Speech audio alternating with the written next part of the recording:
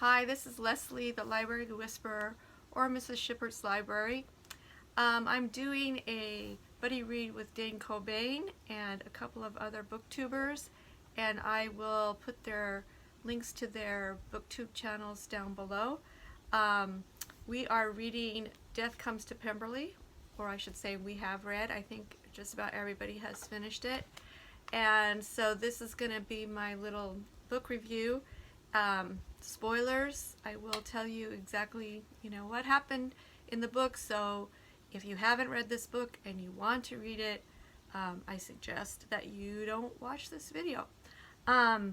So here I go. This is my first video, so I'm sure I'll say a lot. Anyway, so this book is, of course, a sequel to the very famous Pride and Prejudice. This is one of my copies. I actually wish that I had read Pride and Prejudice before, because it's been a while since I've read it, but I wish I'd read it again before reading this, because I think I could have talked a little bit better about this, but I didn't, so, here we go. So I have mixed feelings about the novel. So let me first tell you a summary of the book quickly. It's about the main characters of Pride and Prejudice, Elizabeth and Darcy. Elizabeth is really more of the main character.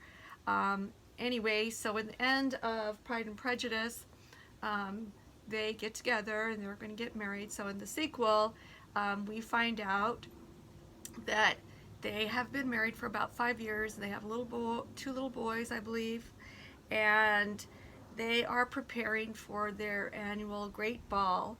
And all of the preparations are going on, so we see some kind of neat things about how they get ready for one of this really opulent ball, and there's quite a bit of silver polishing going on.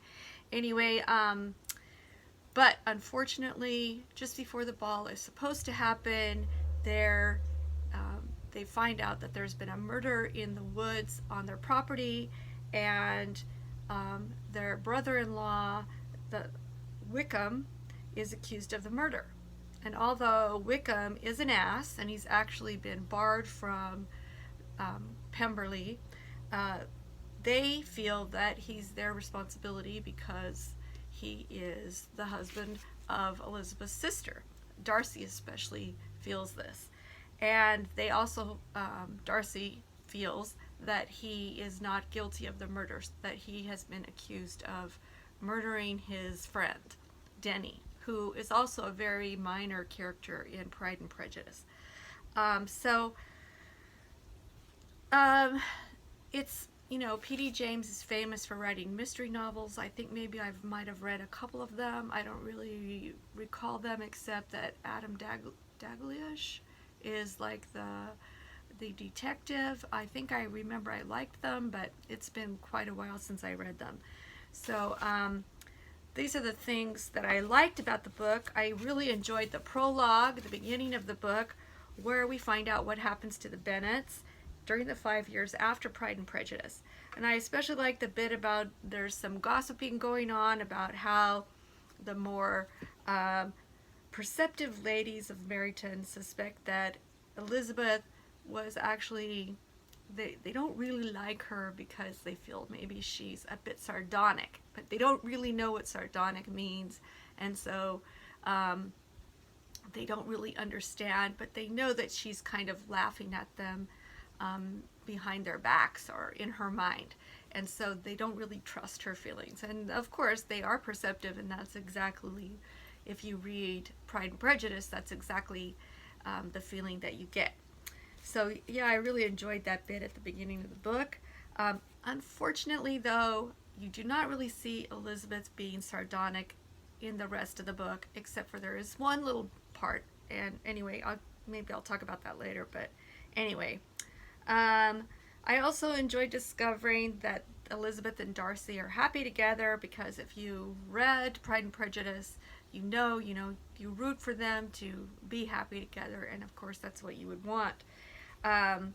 And I really love this whole scene where Darcy and Elizabeth's father, Bennet, have gotten together and have been designing a library for her sister Jane and Jane's husband Bingley, and they've had a really nice time. Also, I like the scene where, you know, Jane has this lovely library at Pemberley that she gets to see, so I love libraries, so that whole bit I really, really enjoyed. And also enjoyed the part where Bennett gets to visit the library at Pemberley and how much he really likes that. So I really like that part. I also really enjoyed, there's a little bit about this ghost, Miss Riley, who supposedly haunts the Pemberley woods. And there's a lovely scene about these two servant girls who are in the woods messing about, and they see the ghost of Miss Riley, and they get scared and they come running home. And anyway, it was good, and it was good and spooky. And also the scenes with the woods where they find the body, all of that is very spooky, and it's windy and raining, and the scene is done really well. Okay, so what I didn't like about the book is basically the plot. I found the plot to be really slow for a murder mystery. In fact, I fell asleep reading this book twice. And I don't generally fall asleep when I'm reading in the afternoon. Yeah, before I go to bed at night, but not in the middle of the afternoon. It doesn't generally happen. So it was so slow, and I just feel that a murder mystery should keep the reader enthralled. And it was just really slow going. And it just even didn't seem like anybody was trying to figure out who the real murderer was. If it wasn't Wickham, nobody seemed to really care who it actually really was. And it just seems to me that it could have been so much better. And I don't know, I just could not deal with that. I really feel that Elizabeth, being like the major character or the main character in Pride and Prejudice, should have had a main part in solving the mystery or in being part of the mystery. And indeed, if you start to watch the Masterpiece Theater, or like just began watching it, I watched just the very beginning of it, and right in the beginning of it,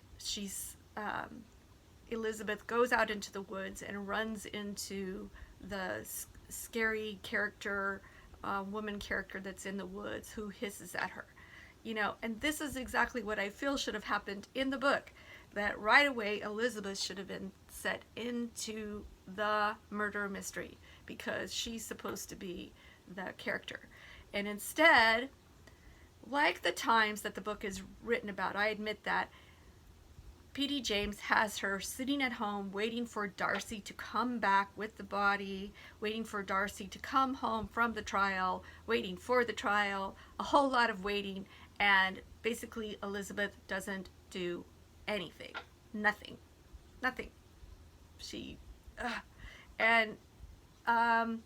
Yes, I understand that women were to be protected and the whole idea of that time period. However, in Pride and Prejudice, Elizabeth is a very witty, intelligent young woman, and she's smart. And I really feel that she would not have just sat back. She might have had conversations, even arguments with Darcy about, you know, what was going on and whether or not Wickham was guilty. And I don't know. I just feel like she would have had a lot more to do with the story and trying to figure out what's happening. So, yeah, really, the book failed on that level for me in so many ways. So let's see what else I put down here. Oh, I can't get it to go down. Yeah, isn't that always the way? All right, so I think I talked about that. Oh, and the Darcy character. Okay, in this book, he's just ridiculous. He's not in any way romantic. He waits around for the courts to solve everything. And of course, because the murder happened on his land, he's not supposed to get involved, blah, blah, blah.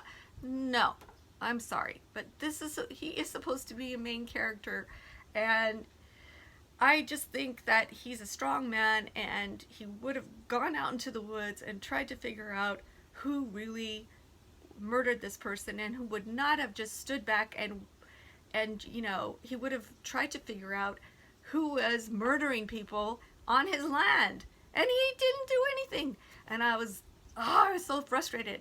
No, that just totally didn't work for me either. And then, okay, so finally when we get to the end of it and we find out who actually did murder Wickham's friend Denny, and all these people start confessing to all kinds of stuff. And I hate that in books. I hate it when at the end you find out all this stuff that you had no way of knowing in the book, because the author doesn't give you any kinds of clues. And it's supposed to be a murder mystery. As a reader, you're supposed to be trying to figure things out as you go along. No, this didn't happen. And it's just, at the end, all these people confess to this and that and the other thing. And Darcy and Elizabeth feel guilty about all kinds of stuff. And I'm just like, and I was so fed up with all of their guilt. So anyhow, okay, so moving on.